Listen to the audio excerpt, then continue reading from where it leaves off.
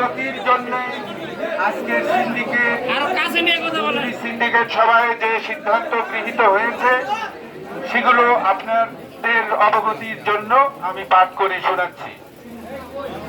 17/7/2024 তারিখ সকাল 10টায় অনুষ্ঠিত সিন্ডিকেটের জরুরি সভার সিদ্ধান্তের প্রেক্ষিতে কর্তৃপক্ষের নির্দেশ করে সংশ্লিষ্ট সকলের অবগতির জন্য জানানো যাচ্ছে যে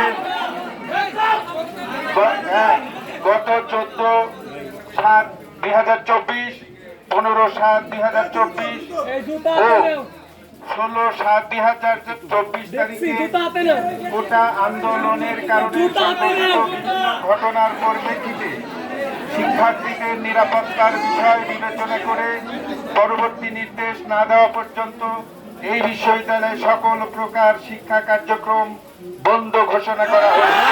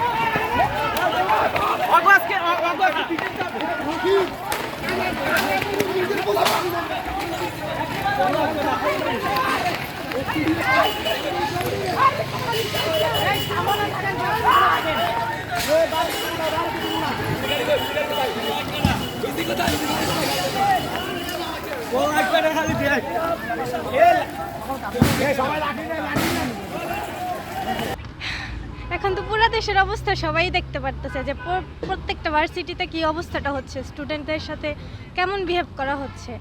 তো আমাদের এখানেও হামলা হয়েছে গত পরশু রাতে, আমাদের ভাইদের উপর যে অত্যাচারটা হয়েছে রাত বিরাতে। এখন এই প্রেক্ষিতে কালকে রাতেও আমরা সারাটা রাত ঘুমাতে পারিনি, সংকটে ছিলাম যে কখন কি না হয় বলা যায় না। তো এখন আজকে সকাল থেকে আব্বু আম্মু বলতেছে তাহলে চলে আয়, এতদিন ছিলাম। অবশ্যই আমি মন থেকে আমার ভাই বোনদের যারা আন্দোলনে আছে তাদের পক্ষেই থাকবো, অবশ্যই থাকবো, কারণ এটা আমাদের তো অধিকার। এখানে তো আমরা কোনো যুদ্ধ চাইনি, আমরা শান্তিপূর্ণভাবে আন্দোলন করতে চাইছিলাম, কিন্তু আমাদের সেই শান্তিপূর্ণতার মধ্যে তারা হামলা করলো। কিভাবে পারলো? ওরা কি স্টুডেন্ট না? আমাদের আন্দোলন যেটা ওদের জন্যও তো তাই, ওরাও তো ভবিষ্যতে চাকরি করবে বা যেটাই হোক বাংলাদেশে থাকবে। তাহলে ওরা কিভাবে আমাদের উপর হামলা করতে পারলো শুধুমাত্র একটা ভুল বুঝাবুঝির কারণে? কি প্রত্যাশা করছেন? এখন ভার্সিটি কর্তৃপক্ষ এখানে যারা আন্দোলন করবে আশা করি তারা তাদের সাহায্য করবে, সেই পরিমাণ নিরাপত্তা ব্যবস্থা করবে। আর এখন একটা চলতেছে যে হল বন্ধ করে দিবে। তো আশা করি যে তারা বুঝুক যে এটা আসলে পুরো স্টুডেন্ট বলতে পুরো বাংলাদেশের ভবিষ্যৎ। আমরাই তো বাংলাদেশের ভবিষ্যৎ, যেখানে আমরা যদি ভবিষ্যতে হতাশাগ্রস্ত থাকি তাহলে কিভাবে বাংলাদেশ বেঁচে থাকতে পারবে, আগামীতে চলতে পারবে? আমাদের ছাড়া তো বাংলাদেশ চলতে পারবে না। তো ভার্সিটি কর্তৃপক্ষের কাছে এটাই আবেদন যে হলগুলো বন্ধ না করুক, আর আমাদের সাপোর্টে থাকুক, আর আমাদের নিরাপত্তা ব্যবস্থাটা জোরদার করুক, এটাই।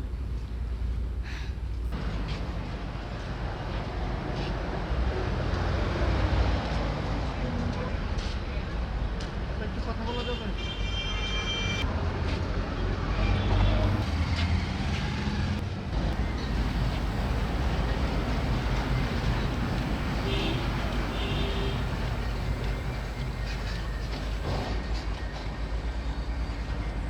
বলছিলেন আর কি, বলেন তো। মানে এই কোঠা বিরোধী বৈষম্য কি বলবো আর কি।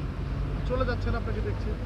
হ্যাঁ, আমি আসলে বাবা মা ফোন দিতেছে বারবার যে এখানে আসলে থাকাটা এখন ঠিক না, নিরাপদ না, যে খুবই বারবার ফোন দিতেছে, টেনশন করতেছে যে কোনো আমার ক্ষয়ক্ষতি হতে পারে কিনা, সেজন্য আর কি বয়ে চলে যাচ্ছি।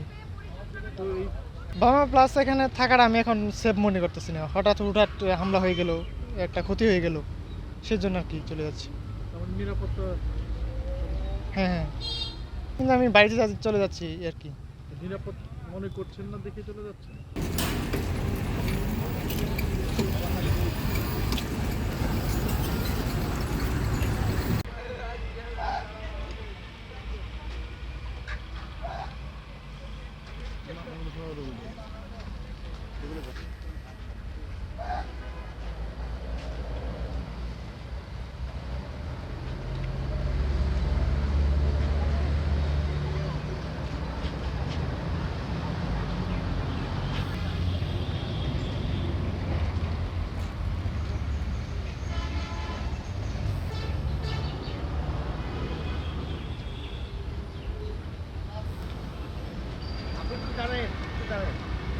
এতক্ষণ আপনার জন্য দাঁড়াইছিলাম আপু। আপা একটু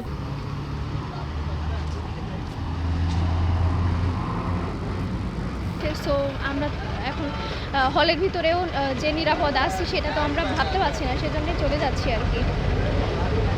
ওকে, ঠিক আছে। আর কিন্তু দেয়নি, আছে মানে অনেকেই আছে হলে, কিন্তু অনেকেই আছে হলে, কিন্তু মেইনলি হচ্ছে বাড়ি থেকে বারবার কল দেওয়া হচ্ছে যে যেন আমরা চলে যাই আর কি।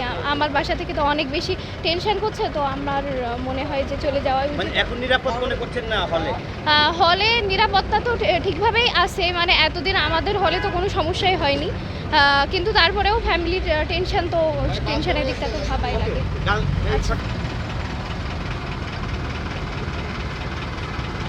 আসলে আমাদের ক্যাম্পাসে বর্তমানে একদম নিরাপত্তাহীনতা ভুগতেছি।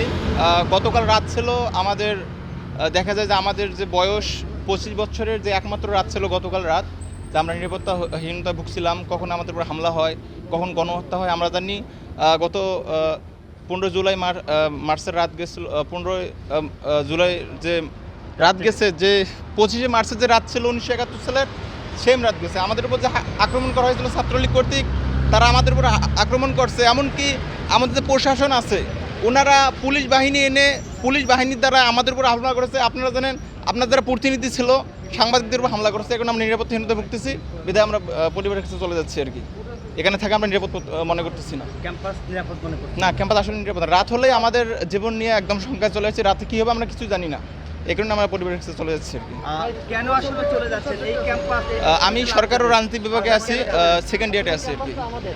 কিন্তু এখন আমাদের উপরে যে অত্যাচারগুলো করা হচ্ছে, এর যে মানে পরিপূর্ণ যে তদন্ত বা এরপরে যে প্রতিরক্ষা, আমাদের আসলে কোনো প্রতিরক্ষা দিতে পারতেছে না, কোনো প্রোটেকশন দিতে পারতেছে না, প্রশাসন দিতে পারতেছে না।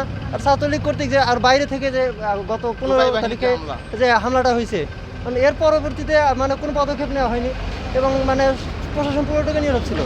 এরপরে সেই দিন তো সারা রাত সবাই জেগেছে, সবাই আতঙ্কিত হয়েছিল। আবার গতকাল রাত্রে একইভাবে সবাই আতঙ্কিত, কেউ ঘুমাইতে পারেনি। এইভাবে তো প্রত্যেক দিন চলে না, এইভাবে তো প্রতিদিন চলে না। যে আমি বায়োকেমিস্ট্রি অ্যান্ড মলিকুলার বায়োলজি, আমার নাম হচ্ছে অলিউল্লাহ।